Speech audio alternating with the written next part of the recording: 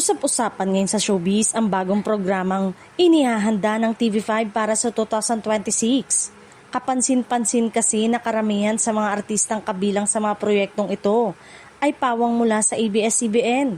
Dahilan para sabihin ng ilang netizen na tila hiniram ng Kapatid Network ang mga kapamilya stars para sa kanilang mga bagong palabas.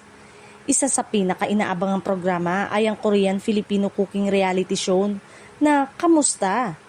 Tampok dito ang mga kilalang artista tulad nina Jody Santa Maria, Janela Salvador, Francine Diaz at RC Munoz, kasama ang celebrity chef na si JP Anglo.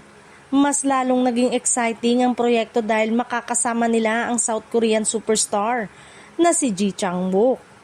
Sa naturang show, magsasama-sama ang mga artista at chef upang magluto at magpakilala ng mga pagkaing Pinoy sa ibang bansa.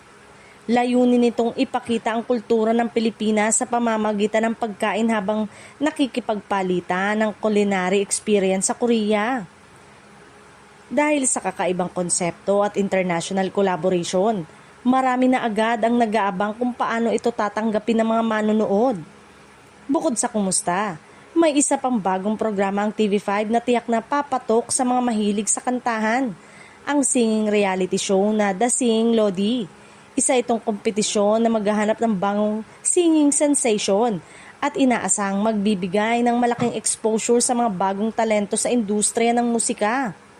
Dahil sa mga bagong palabas na ito, lalong umiingay ang usapan tungkol sa patuloy na pakikipagtulungan ng iba't ibang network sa Pilipinas. Sa kabila ng kompetisyon sa telebisyon, mas nagiging bukas ang industriya sa collaboration, kung saan ang mga artista ay nakakagawa ng proyekto sa iba't ibang platform at network. Sa ngayon, marami ang umaasang magiging matagumpay ang mga programang ito ng TV5.